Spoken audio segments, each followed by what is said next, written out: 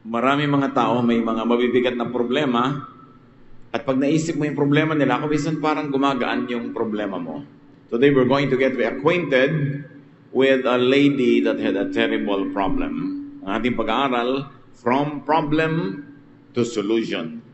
Salamat Panginoon dahil bawat katapat ng problema ay solusyon. Give us wisdom that we may learn from our reading today. That we may learn from you. So be our speaker, be our teacher, empower us, guide us. Linisin niyo po kami, walang maging sagabal para dumaloy ang pagpapala niyo sa aming buhay. Palakasin niyo po ang aming katawan, patalasin ang aming isip, paglayain ang aming espiritu na makipagniig sa inyo. Be our speaker, teach us, lift up only your name. And in your precious name, in the name of your Son, Jesus, we pray with thanksgiving. 2 Kings 4:1. One day, the widow of one of the Lord's prophets said to Elisha, "You know that before my husband died, he was a follower of yours and a worshiper of the Lord.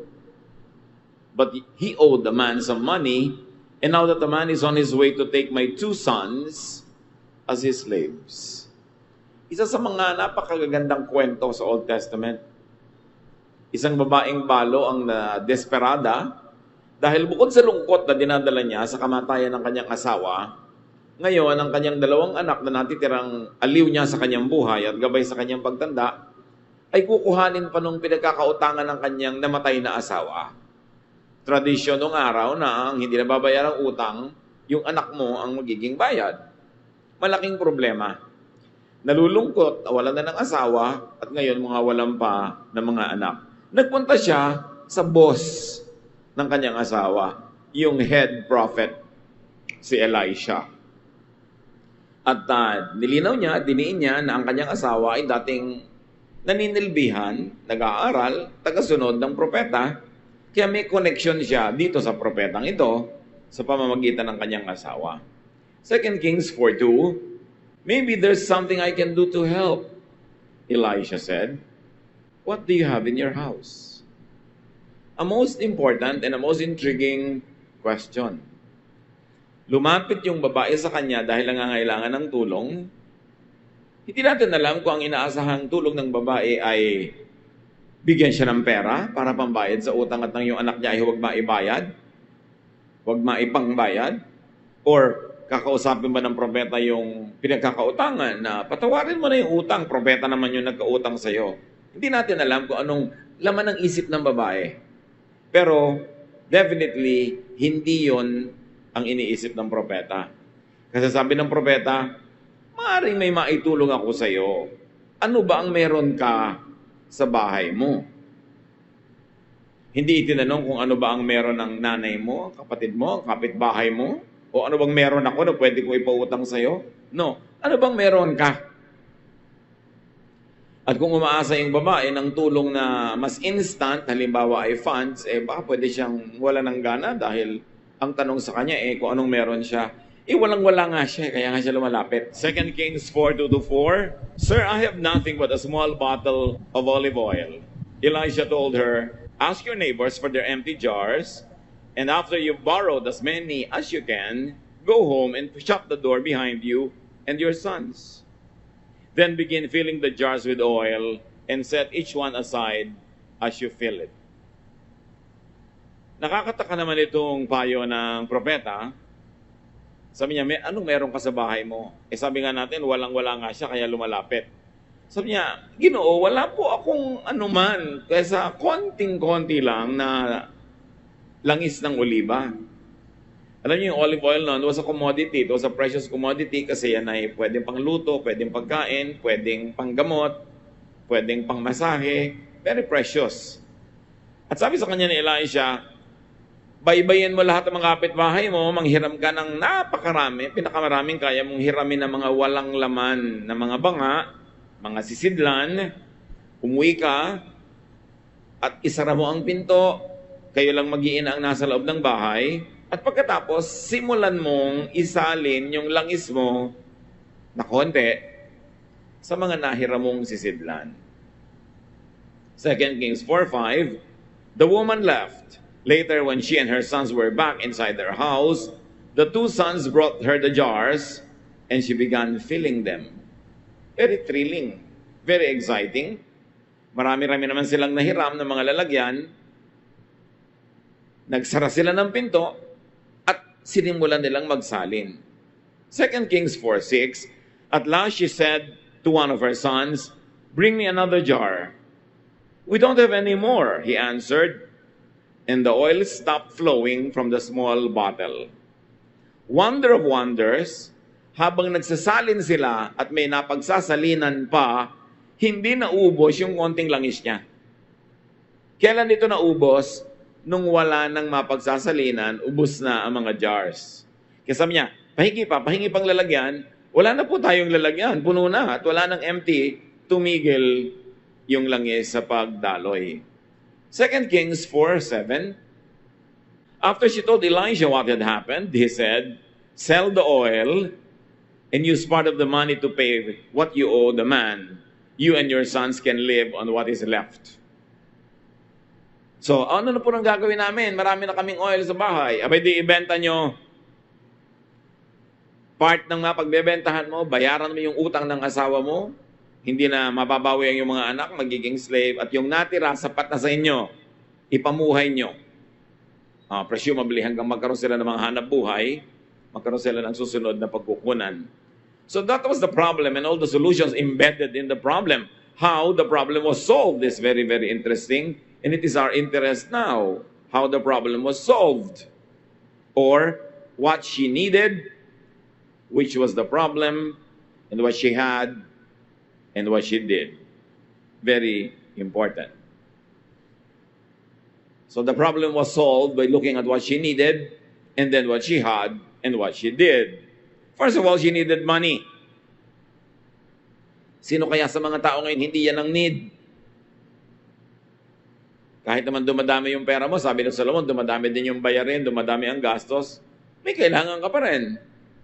She needed money to pay up so that she would not have to give up her sons.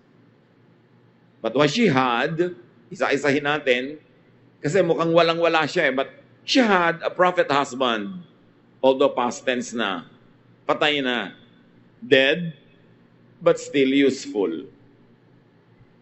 Marami nga kung kailan naging dead o naging useful lalo kung may insurance. So, he was dead but still useful dahil may connection siya sa kanyang head prophet. And what did she do, this woman? She capitalized on the goodwill of her husband, on his goodwill, and on his connection. So, that she had at home. She had a dead husband that had a good reputation and had friends. So, lesson agad sa atin, lalo sa mga magulang, mag-iwan, magpamana ng goodwill. Para ang yung mga iiwan, meron man lang mabalikan, mapuntahan, matakbuhan, na alang-alang sa iyo at sa iyong alaala ay tutulungan ng mga naulila. So she also had a prophet connection. She had a husband and she had a connection all the way to God. This was not a simple connection. He was a prophet. Elisha, one of the most celebrated prophets of the Bible. And then what she do? What did she do? She approached the one who could and who would help. Dapat ngayon pa lang umaandar na yung guni-guni natin mga kapatid para yung mga sarili nating problems, mahanapan natin ang solutions. Lesson from this story. She approached the one who could help. What's the point in approaching someone who's willing to help but cannot help anyway? And then she approached someone who also would help. What's the point if they could help but would not? Kung kaya nga pero ayaw naman o hindi gusto. So isipin, sino ang merong ganong power? And she had an idea. What was that idea? Tell the prophet. Kailangang sabihin ko sa propeta ang problema ko. Sobrang bigat, kailangan humanap ako ng ibang balikat na pwedeng tumulong, laang tumulong, kayang tumulong, at gustong tumulong. At yun yung propeta. So the solution to many of our problems is usually just an idea. Idea. Bawat problema may katapat na solusyon. Kailangan lang makonekta sila ng idea. Dapat may idea, dapat may iniisip at nag-iisip ang tao. And what she did, she worked on the idea. Sabi niya, alam ko na, ang una kong gagawin, pupunta ako sa prophet, sasabihin ko ang problema ko. At hindi siya nagpatumpik-tumpik, hindi siya nagtagal pa, pumunta nga siya at sinabi niya. Marami sa atin, maraming ideya, pero walang aksyon. Alam mo yan ang gagawin mo, tama. O sige, kukuha ko na insurance. Kailan? Sige, sabihin ko sa iyo, biglang namatay ka na bigla, wala na insurance. Kung kukuha ka rin lang, kumuha ka na ngayon kasi unang hulog mo pa lang, pag bigla ka na dedo, covered ka na. Act on the idea, especially if it's a good idea. Meron naman mga tao, act ng act, wala namang ideya. Suntok-suntok sa buwan, kung ano-anong pinagagagawa, walang plano. Hindi rin magwo-work. So she had a good idea, and she acted on the idea in a very timely manner. Kasi kung pinatumpik-tumpik pa niya, pinatagal-tagal, baka dumating na yung pinagkakautangan, nakuha na yung mga anak niya bago pa siya nakakilos. Do not, sabi nga ni Manuel L. Quezon, do not live for tomorrow what you can do for today. Natatandaan niyan yung mga nag-elementary na noong mga 1960s, Quezon Code of Ethics.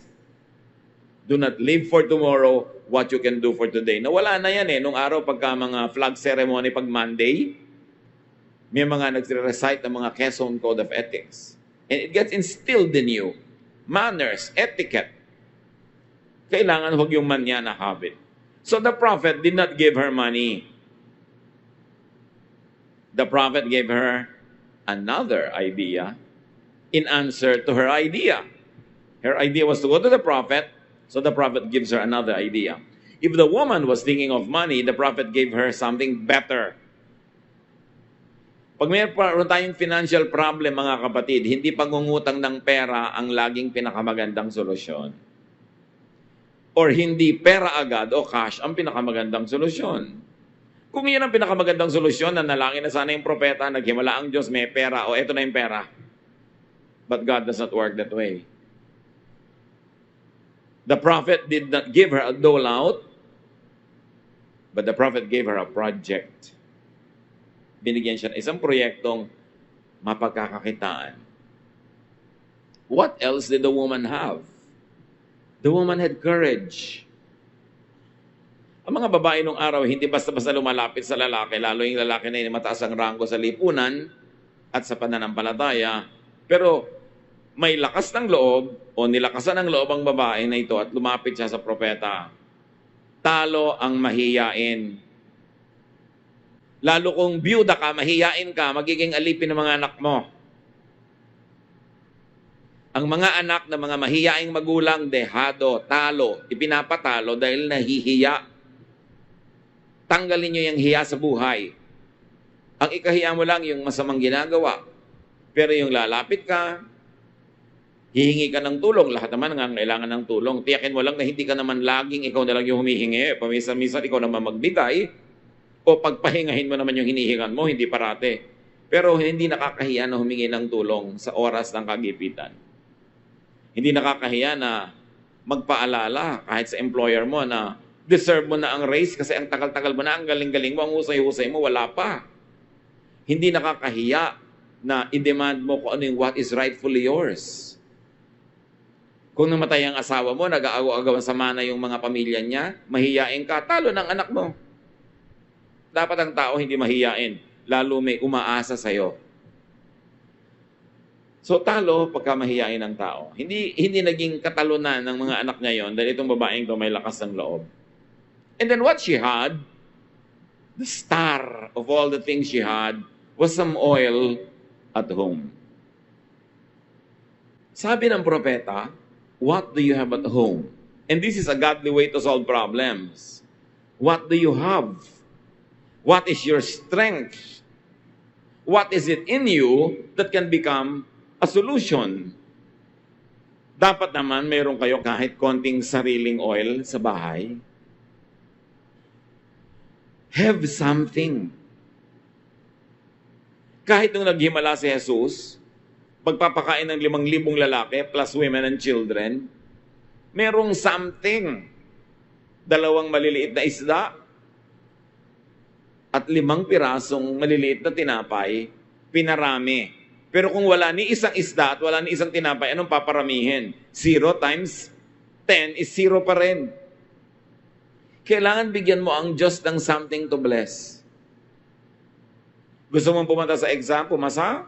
Mag-aral ka at yung alam mo, ma-bless niya, dumami habang sumasagot ka ng mga tanong. Gusto mong umunlad sa buhay? Maghanap buhay ka, kumita ka ng kahit konti para paramihin ang Diyos, paunlarin ang kinikita mo. Hindi yung wala ka namang kinikita, gusto mo pang gumastos.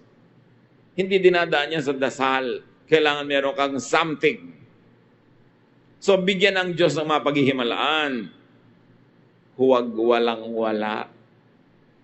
Boring yung laging walang-wala ako. Ang haba-haba na ng buhay mo, walang-wala ka pa. Bakit naman walang-wala ka? Sobra ka naman successful sa pagiging wala.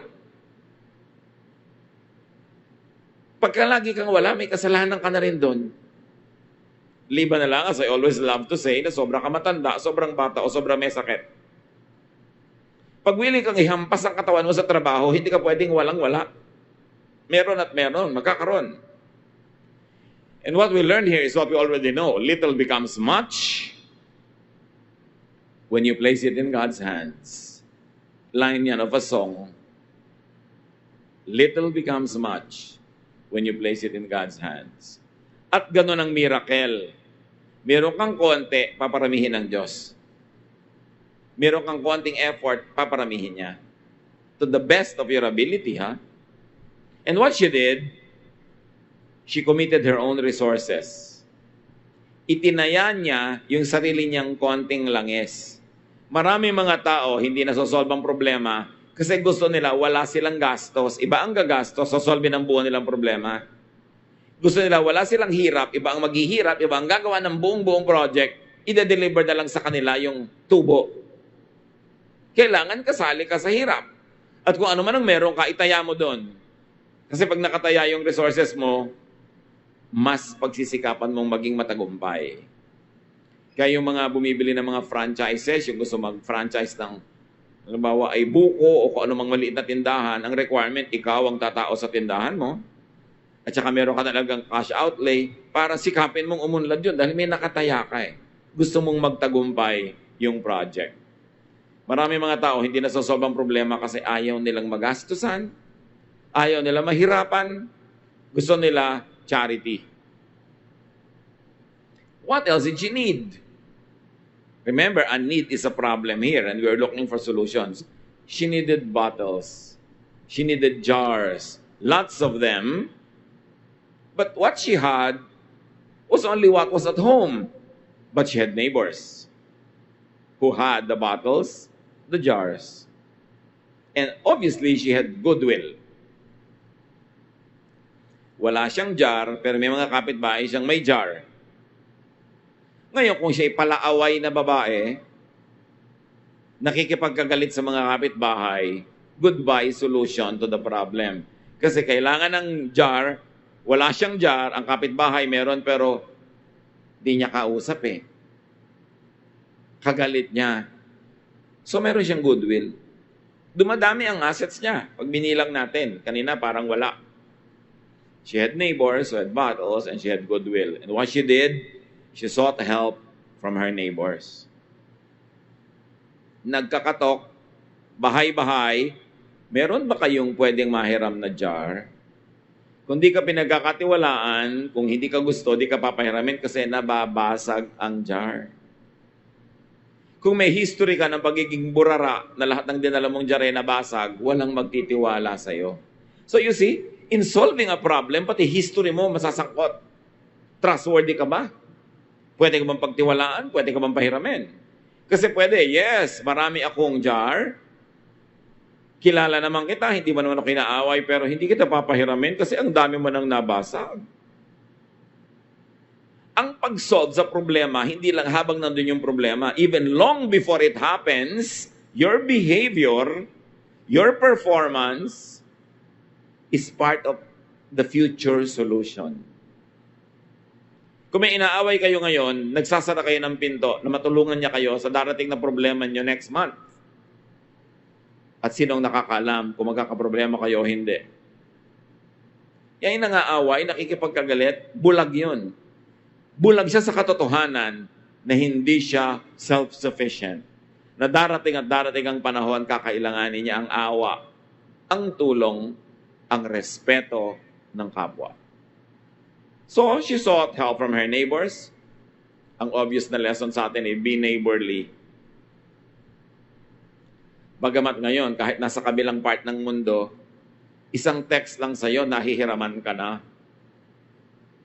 So, maging neighborly ka talaga lalo. Plant what you want and what you will need to harvest. And in your problem solving, enlist people's help. Napaka-importante pala dito yung kanyang pakikisama, pakikitungo doon sa head prophet. Ngayon sa kanyang mga kapitbahay din. So what she needed was help. But what she had was a dead husband, a living prophet, 2 sons, and people around her. Tell me, with all of this, put into the brew, alam nga namang hindi pa masolve ang problema niya. Tingnan mo lang yung listahan ng mga inilagay na assets na ilalagay ngayon, ima-marshal to solve her problem. Parang alam mo na masosolve ang problema eh. A dead husband with a good reputation, a living prophet, 2 sons, and a lot of people. The problem became parts of the solution. Remember that her problem were her 2 sons. Now her 2 sons were the main helpers in her endeavor. Sila yung mga katulong na nangolekta ng mga jars at katulong na nagsalin. And what she did, what she sought, people. Walang problemang sobrang bigat kung marami kang katuwang. Lalo kung willing sila and able na tumulong sa iyo. Many are able but are not willing. So you should ask yourself, why not? And many are willing but not able. It's not your problem, it's theirs. But to have people who are willing and able, don't ever lose them in your life. May mga tao nakikipagkagalit sa biyanan, sa manugang, sa kapatid, maging sa asawa, sa anak. It is foolish. Ang laki-laki na ng financial investment mo sa kanya, laki-laki na ng emotional investment mo, ang dami niya ng pinagsamahan, tapos aawayin mo, hahayaan mong inaway ka, hindi mo ginawa ng paraan para kayo magkasundo. It's to your big loss. Every person you lose in your life, in your social registry, is a loss. Dapat yan pinapahalagahan. So turn problems into solutions. And the lady realized one great thing, that in problem solving, people, not things, are the best assets. Ang tunay na napakalaki mong asset ay tao na makakasama mo, naniniwala sa iyo, makikibakas sa iyo. So may problema ba tayo? Ang problema natin, financial or other things, do something. Pray, but do something. Hindi pwedeng pray ng pray tas walang action. And remember, let's take a second look at the solution. Hindi siya sinabihan ng propeta, wala pala kayong pera, konti lang ang pera ninyo, may problema kayo, so magtipid kayo masyado. Bawasan yung kinakain ninyo. Magtipid kayo na magtipid. Huwag na kayong gumamit ng ilaw. Huwag na kayong, at kung modern time, huwag na kayong mag-electric fan. Huwag na kayong kumain na masarap. No! Hindi sila tinuro ang magtipid. Ang itinuro sa kanila ng propeta ay to produce money. To make an income and to increase their income. Iba naman kasing case nila dahil may propeta involved, so may miracle. But do you know na sa buhay natin, may miracle every day? Pwede nga hindi dumadami talaga literally yung oil mo, baka nga wala ka pang olive oil. Pero may ibang dumadami. Kasi kung hindi ka pinaghihimalaan ng Diyos, kapatid, bakit buhay ka pa? Sa dinami-rami ng needs sa buhay at sa kinakonti-konti ng resources, bakit buhay pa tayong lahat? Himala yun. Tayo ang living testimony na nangyayari pa ang mga himala. Na napakaraming pwede mangyari sa iyo sa pagpunta mo lang dito. Pwedeng nasagasaan ka, nabundol, nadaganan ka ng natutumbang puno. Pwedeng may sumaksak sa iyo, pero ayan ka, buhay ka. Himala. Patuloy ang paghihimala ng Diyos. Yan lang makatawid ka ng mga kalye ng Maynila na manatili kang buhay. Himalayan, ha? Daig pa nito yung nasa Biblia. So, hindi pinaghihimalaan din tayo, ha? Hindi lang sila.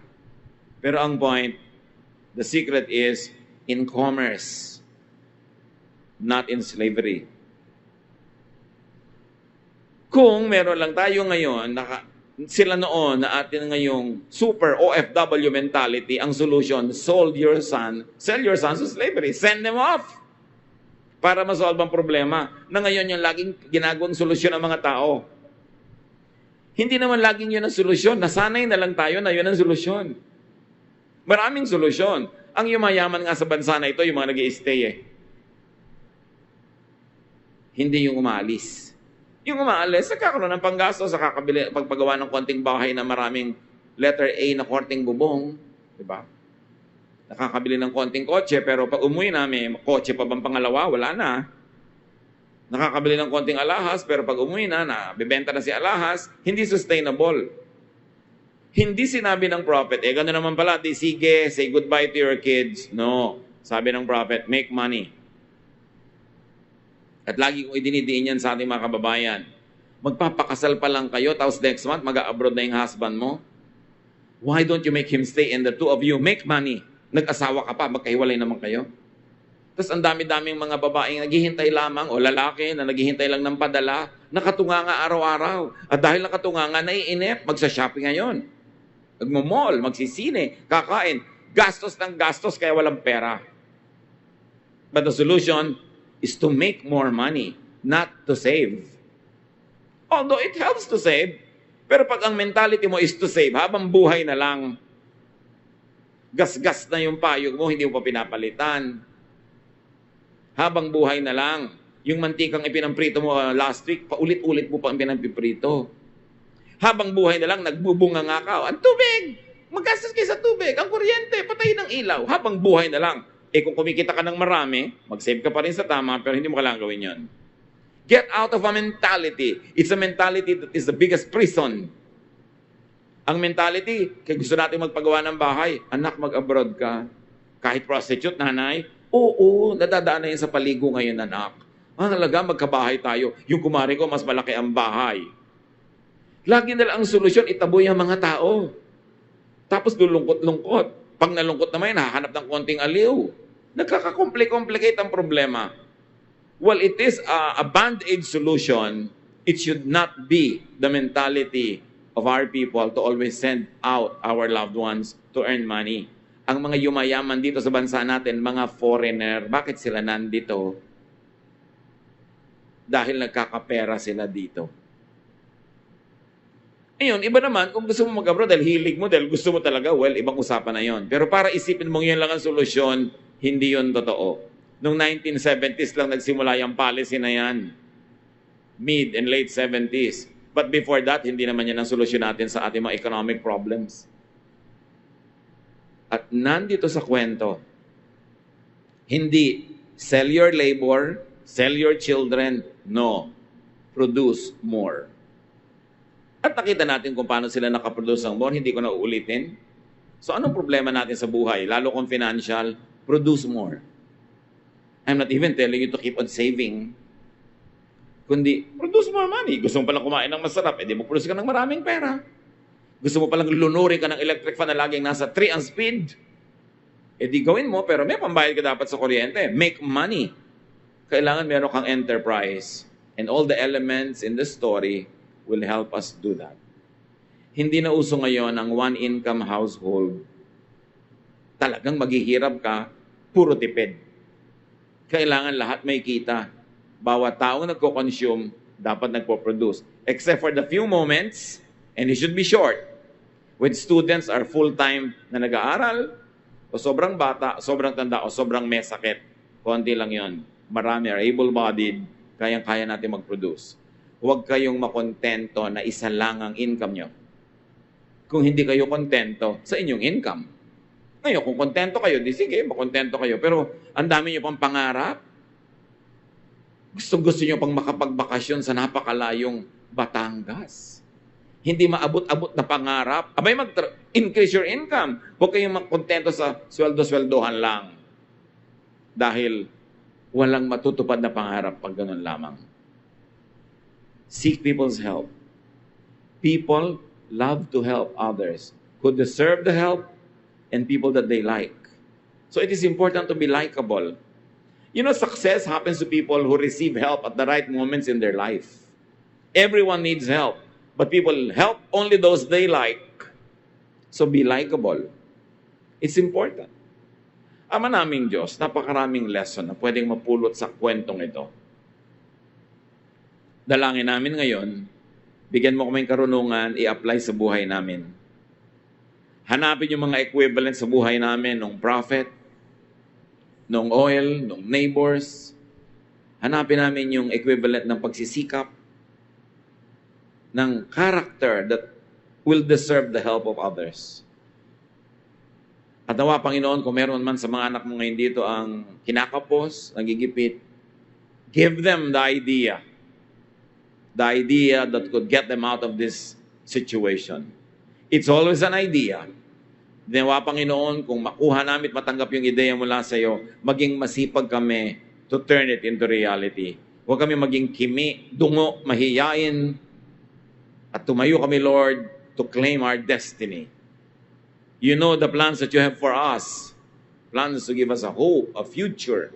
Plans not to hurt us. Nawa, Panginoon, yung aming mga aksyon, maging tugma sa aming mga pangarap. Maging tugma sa mga ninanais namin sa buhay. Pagbulay-bulayan natin ng mga kapatid, hanapan ng personal application, and may the Lord let that oil flow. Remember, the oil stopped flowing nung wala nang lalagyan. So yung oil ni Lord sa buhay natin will stop flowing only pag wala nang lalagyan sa inyong buhay. Matatapon lang, masasayang lang, the blessing will stop. But as long as you are ready, willing, and able to receive the blessing, it will not stop.